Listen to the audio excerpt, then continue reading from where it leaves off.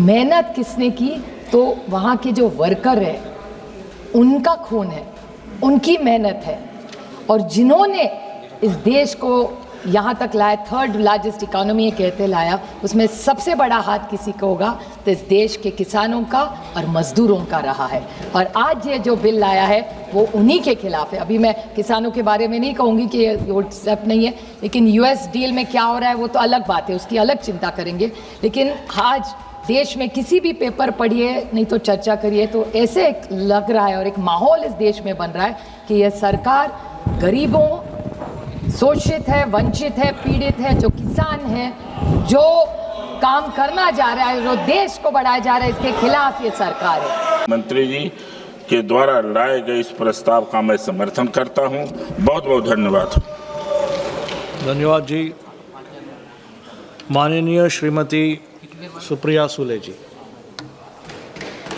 Sir, thank you very much. On behalf of the NCP-SP, I stand here to speak against the Industrial Relationship Code Bill 2026.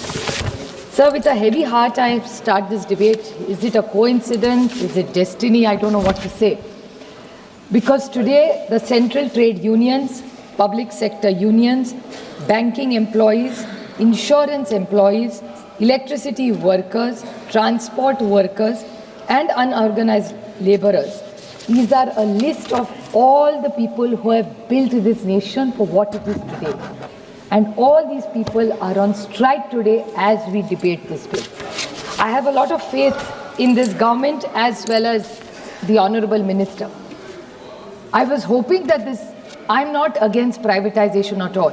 The privatization, opening up of the economy was started under the leadership of Manmohan Singh ji when he was the finance minister of this country, under the leadership of the Prime Minister at that time. I still remember those days. Narasimha Rao ji was the Prime Minister, and then the entire insulated economy that we lived in was opened up and we became a global player. I do understand that Mansukh Bhai wants to lead this to have better investments, more people to get jobs, for a better India, to make it the fastest growing economy in the world. But at what cost is my questions to him. Who has built this nation? Of course, the visionaries, people who dreamt of it, large industrial homes. I'm not speaking against them at all. But at the same time, who built companies were the workers who built the companies. मेहनत किसने की?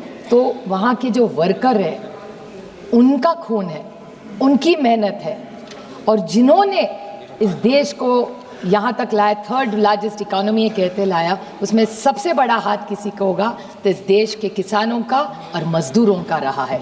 और आज ये जो bill लाया है वो उन्हीं के खिलाफ है। अभी मैं किसानों के बारे में नहीं कहूँगी कि ये व्हाट्सएप नहीं है, लेकिन यूएस डील में क्या हो रहा है वो तो अलग बात है, उसकी अलग चिंता करेंगे। लेकिन आज देश में किसी भी पेपर पढ़िए नहीं तो चर्चा करिए तो ऐसे लग रहा है और एक माहौल इस देश में बन रहा है कि यह सरकार गरीबों, शोषित है, वंचित है, पीड़ित है, जो किसान है, जो काम करना जा रहा है, जो देश को बढ़ाया जा रहा है, इसके खिलाफ ये सरकार है। और सुनने का धैर्य रखिए संजय जी और निशिकांत जी। और आप देखेंगे इस कोड में सर 5B IDA 1947 में जब लाया था तो सोन एम्प्लॉइज का था, 220 कोड है, उसमें 300 वर्कर्स सर चलते थे। आज कितने गए? तो 100। मैं कुछ डेटा बताना चाहती हूँ, अनुराग जी सुनिए। 23-24 में नशिकांत जी, संजय जी प्लीज 2009 बैच सुनिए, आप मेरे बैच वाली है सब। 2023-24 में का जो रिपोर्ट है, इन्हीं के सरकार का रिपोर्ट है सर, 12,990 फैक्ट्रीज है, उसमें के 1,38,722 वाली जो है उसमें 50 से कम आज मजदूर काम करते हैं। तो इसमें से कितना परसेंट हो गया सर? ज़्यादा लोग तो 50 के नीचे। और एक अरविंद जी ने कहा, आप सुन रहे थे सर, शायद चेयर पे थे, कि जब ये जो रजिस्ट्रेशन ऑफ ट्रेड यूनियन होगा, मैं चाहती हूँ कि मनसुख भाई इस पर जवाब दे हमें, कि जब रजिस्ट्रेशन ऑफ ट्रेड यूनियन होगा तो पहले था कि लेस देन 50 अगर हो गया आज तो 20 नंबर था, अगर 20 आपके पास कामगार है तो रजिस्ट्रेशन करना ज़रूरी नहीं है। लेकिन आज इन्होंने वो नंबर बढ़ के 50 किया है। आप सोचिए, एक छोटा भी बिजनेस हो, आप किसी भी मॉल में चली जाए, बड़े दुकान है, कोई बिग बास्केट है, कोई भी दुकान में चले जाइए, अगर 50 लोग एक 49 हो तो कोई अधिकार उनको नहीं रहेगा। ऐसे कैसे चलेगा सर? एक जगह आप कह रहे हैं कि आप स्ट्राइक जो कितना एंटी डेमोक्रेटिक है सर, स्ट्राइक्स तो करना बंद ही कर देंगे तो हम बोले नहीं, या तो एलओपी को भी नहीं बोलने देते, मुश्किल से लड़ाई हुई तब बेचारे एलओपी को बोलने दिया सरकार ने, तो एलओपी को भी बोलने देंगे, अभी मजदूरों को भी बोलने नहीं देंगे सर। फिर ये legal fix term, legal fix term क्या है? आप प्लीज इसको बताएं हमें कि लीगल फिक्स टर्म का मतलब क्या है, क्योंकि आपके पीरियोडिक लेबर फोर्स और एनुअल सर्वे ऑफ जो इंडस्ट्री है कॉन्ट्रैक्ट वर्कर्स वाला, sir it is a record that 42% of employees in India today are only on contract, be it gig workers, be it insurance. What has been done for all these people? Sir, I want to remind this government about a few issues which my colleague even Arvind Savantji said. I represent the union at LIC as well as Mazgaon Dock. We all do, we all work for them. Sir, in the privatization is what is looming on them.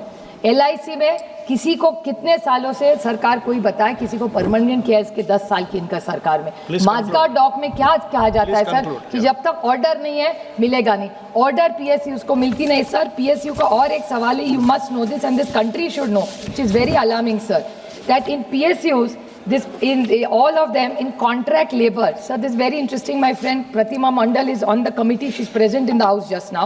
There is a Supreme Court verdict and DOPT guidelines that if 45 days anybody is employed in this contract, no reservation policy is applicable to her or him. Isn't this alarming? I would seek a clarification. I hope the minister indulges. We are with the government. We want industry. I represent one of the largest and most industrial state in this country.